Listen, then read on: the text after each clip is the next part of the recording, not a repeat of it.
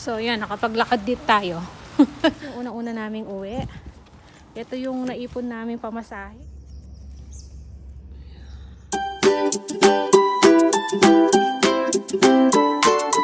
Hello, kabayan! Always think positive! Good morning! Ayan, gandang umaga. At maaga rin tayo nakaligo. Kasi Tuesday ngayon, alam nyo na, pag Tuesday, ayan, naka-uniform na tayo. Mag-ano tayo, mag-walk. Magdi-deliver ng catalog. So, yan, nagpe-prepare lang ako ng aking mga dadalhin. At si Bunso, ayun, naliligo na. So, mauna akong aalis sa kanya. Kasi siya, yung bus niya, 7:50 ata. So, sabi ko sa kanya, nagbili na lang ako. Sarado na lang niya yung, yung pintuan dito, ilak na lang niya. And then, ako sabi ko, lalarga na ako. Mga 7:30, lalakad na ako para maaga ako makabalik dito. Deliver tayo ngayon. Hindi pa ako nag-aalmusal. Hindi ko pa pinatayo. Ay, hindi pa nakabukas yung mga ilaw dito. Nagugas lang muna ako ng mga pinaglutuan. So, at least, na-didrain dyan. So, yun. May ulam naman na yung niluto ko kagabi ng diba? Ginisang labanos. Tapos, may fish fillet. So, yun ang baon nila ngayon. Si Bunso, yun ang baon niya. Fish fillet. Binalot ko na siya parang burritos. Meron pala sila lang initan sa school. Kahapon kasi, pinakita niya sa akin, Mami, mayroon pong dito, sabi niya, sa kantin. Microwave, sabi niya. Pwede ba? Sabi kong ganon. Yun, libre naman pala silang gumamit. So, yung nakaburritos niyang baon, iniinit na lang niya doon. Pero nung umpisa, last week, wala, malamig niya kinakain yung pagkain niya. So, yan, lakad na tayo. Medyo makulimlim pa, Sana wag umulan. Ayan, makulimlim pa. Yung mga damit natin, hindi na natutuyo. Magdala na lang ako ng payong. So, yan. Sige, mamaya. Nasaan yung aking dadalhin na trolley? Saan nilagay ni Papa? Ito. Ito pala. So, dito na lang siguro ako lalabas. Mamaya, mag-ano muna tayo. Mag-shoes. So, ito, 120 daw to. 120 yung nagkasya. So, yung dala natin, 120. So, yan. Lakad na tayo nito. Hindi pa ako nakakaalis. Biglang umulan. Ready na ako Tingnan nyo.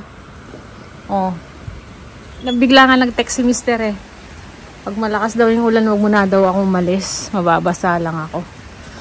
Tsaka, pinasusuot niya sa akin yung raincoat. Hala. Yan Dito, basa din. Dito hindi masyado. Maganda na ng mga bulaklak po, Pasyal tayo dito. Yan Ito may bola dito. Ayan.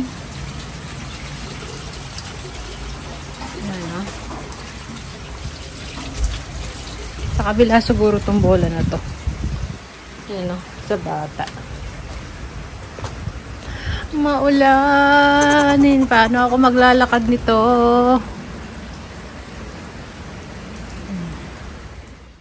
So, ayan. Habang hinihintay nating tumila yung ulan. Sana makapaglakad pa ako, Nako, late na. Ano ng oras? Mag-8 o'clock na. Si Bunso niyan aalis na. So, linisin ko na muna tong ating anong tawag dito? Ito, yung screen ng ating exhaust fan. Para matuyo. Ayan, biglang umulan. Kagabi chinek ko na yung weather Sabi cloudy lang siya. Tapos, kung uulan man, mamayang hapon. Bigla-bigla ngayon umulan. Alis ka na yan. So, si Bunso, ayun, siya. Meron siyang sinusot na raincoat ba yun? Ako din, yung isang sinusot kong kulay green, pwede din yun hindi ka mababasa doon. Kaya lang, medyo malakas ang ulan, kaya yung catalog ko baka mabasa naman. So, linisin lang natin itong ating screen.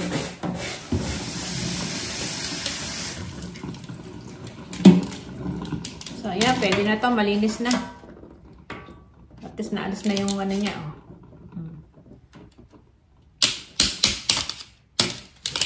Labas ko lang. Bilad natin. Yan, tumigil na yung ulan. Tingnan natin kung makakaalis tayo. So, yan. Nakapaglakad dito tayo. Ayan, oh. Hila-hila ko yan. Sana ganito na lang. Huwag nang umulan.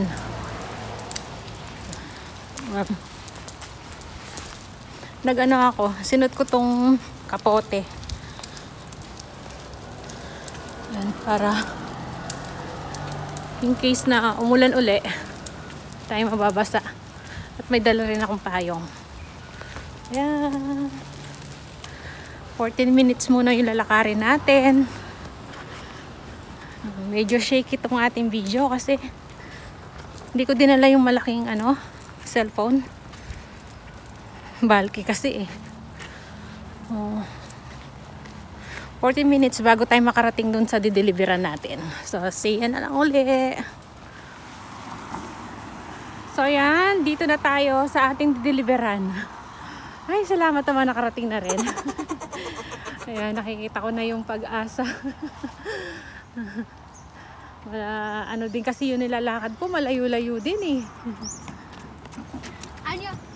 So, yan. Dito tayo sa bahay na yan. Mag-i-start. Nakakasalubong ko yung mga pumapasok sa school. May catalog pa to. Kapag meron pa siyang catalog sa dito sa kanyang mailbox, hindi ko na muna nilalagyan. So yun, lagpasan natin. So dito tayo. Ito naman, kapag no junk mail, hindi nagpapalagay yan. Ayan, may mga nakasulat sa no junk mail, no advertising, sabi. So ayan, papasok tayo dito. Yan, diyan papasok tayo sa mga likod na yan. Dito muna maglalagay tayo. So naka-plastic naman yung aking catalog. Yan, diba? So lagay natin dito sa isa. Ito. Yan. Tapos pasok na tayo dun. Hiningal din ako, ha. Maya-maya nito naiinitan na ako. Ito, nasa likod yung mga nila eh.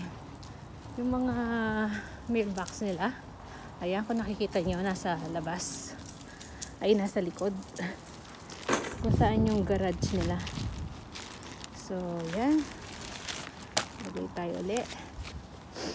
So, yan. Ganyan yung trabaho ko sa pagdi-deliver. Kami nila Mr. Bali, naka 9 years na pala kami. 9 years na kami nag-deliver.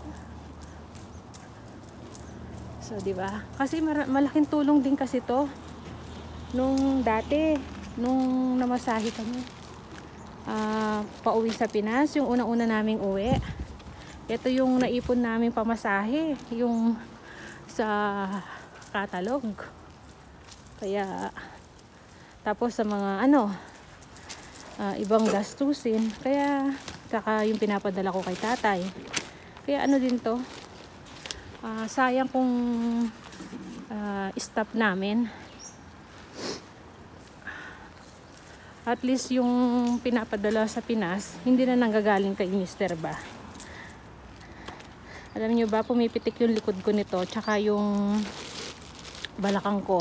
Kagabi pa nakasumpong to eh. Kaya lang, tiis-tiis lang. Ganyan yan. Pasumpong-sumpong talaga yung balakang ko. Tsaka yung likod ko nangangalay. Kaya kagabi, nagpamassage ako kay Mr. Ngayon, pumipitik dahil nga yung bitbit natin mabigat. Ay, nako. Okay, ipapahinga ko lang mamaya to. Ganyan yung yung katawan ko, yung may issue. May issue kasi tayo sa likod tsaka sa sa balakang. Ayoko na magpa-physio eh. Dati na ako nagpa-physio, yung physiotherapy ba. Kasi ganun din, pabalik-balik din. So, ang ginagawa ko yan, nagwo-walking na lang, tsaka yung exercise. Yung walking, nakakatulong din kasi sa ano namin, sa diet namin ni Mister. Nakakabawas ng fats ba. Lumiit na nga yung tiyan ko eh. Dati, parang ano to, nung hindi pa ako nagdi-deliver uli, nung nahinto ako sa pagdi-deliver, nung lumipat tayo sa bahay. Kaya, napagpasyahan namin ni Mister, kuha kami uli. Tuloy namin. Bagong area nga lang. Kasi, dahil nga bagong lipat kami. Buti na lang, may naging available dito. Ilang area din yung sinubukan namin dito eh. Tapos, ito yung napili namin. Na pwede ko lakarin. Kahit wala si Mister, pwede ko siya lakarin ba. Hindi ko na siya hihintayin. Yan. 14 minutes walk nga lang siya bago ka makarating sa area. Tinatahulan ako ng aso. So, yan. Tapusin ko lang to kasi nahihirapan ako sa paghahawak ng camera. Tapos, nagsusuksok ng mga katalog para agad tayong matapos. Balikan ko na lang kayo kapag matatapos na ako. Okay? See ya! Ayan, dito na tayo sa bahay. Sakat na mga legs ko. Layo na nilakad natin. Ayan, nawisan tayo. Buti na lang may dala pala akong tissue. So, nakatunas-punas tayo. Ay, pinagbigyan tayo. Hindi umulan. Habang nagde-deliver tayo. Pero ngayon, kumulimlim uli. Baka umulan bigla. At least nandito na tayo sa bahay. So, konti na lang yung di-deliver namin uli mamaya ni Mister kasi nadaan ako na halos. Nagdagan ko yung binit-bit ko pala. Yan. Kaya siguro, nangangalay ito nangangalay. Sa kakahila ba? Yan. Meron nga pala ako napulot na doon. Halaman. Jade. Yan. Tinapon na. Ang daming tinapon dun sa sa bakanting bahay, yung binebentang bahay doon. Ayun, kinuha ko. Lang naman ako, nagputol-putol lang ako ng ilang sanga. Kasi madaling mabuhay yung jade eh. Niisip ko saan ko siya ilalagay. Gusto ko sanang itanim dun sa harapan ng bahay. Tinitingnan ko kanina nung dumating ako. Init. Saan? Nag-raincoat ako pero hindi naman umulan. Buti na lang. So, magpapahinga lang ako nito. Kaya, pakita ko sa inyo yung napulot kong halaman. Nandun sa garage. So, nandun pa sa sa aking trolley. Hindi ko pa kinuha. Ay, inalis. Ito, naubos yung catalog natin. Ito, napulot ko. Nagputol-putol lang ako. Nandun sa harapan ng bahay ba? Tinapon. So, kumuha lang ako. Yan. Tatanim natin yan. Diba? 3. Madaling tumubo yan kasi yung binigay sa akin ni doktora doon na nabuhay na. Ayan. Tatanim natin yan. Dito natin tanim. Ayan.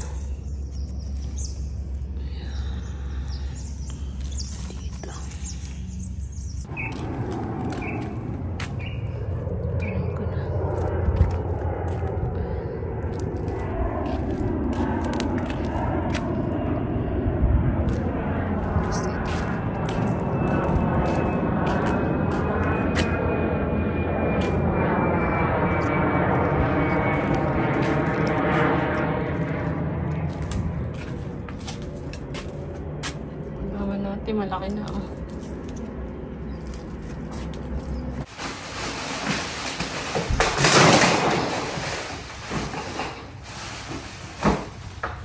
So ayan dami ko na kalakal. Pwede na nating benta itong mga bote.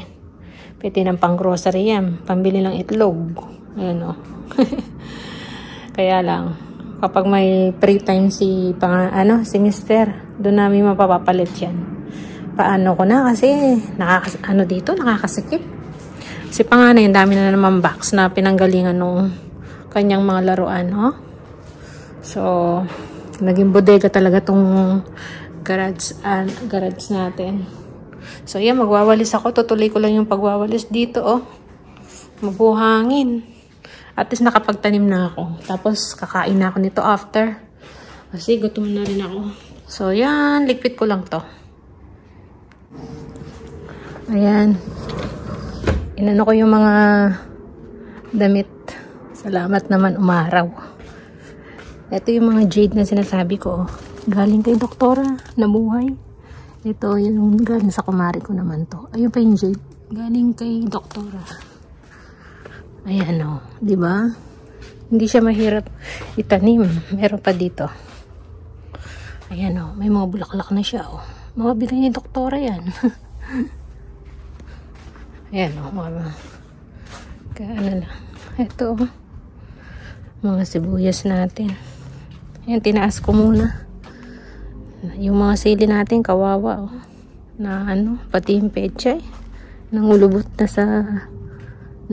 sa lamig. Tapos, ito yung ating anong tawag dito? Spinach. Ayan ito. Malaki na. Meron pa lang kamatis dito. Bunga pala to. Ayan. So, hindi natin naasikaso yung garden natin. Saka na lang natin linisin. Ay, tumangkad na to. Tumangkad na yung lettuce. Ayan. Sana matuyo na yan. Ito yung natin. Matutuyo to. Ayan, maya. Nabiligay natin. Para mailagay natin sa exhaust fan natin. So, yun. Hindi ko na maasikaso to. Saka na lang.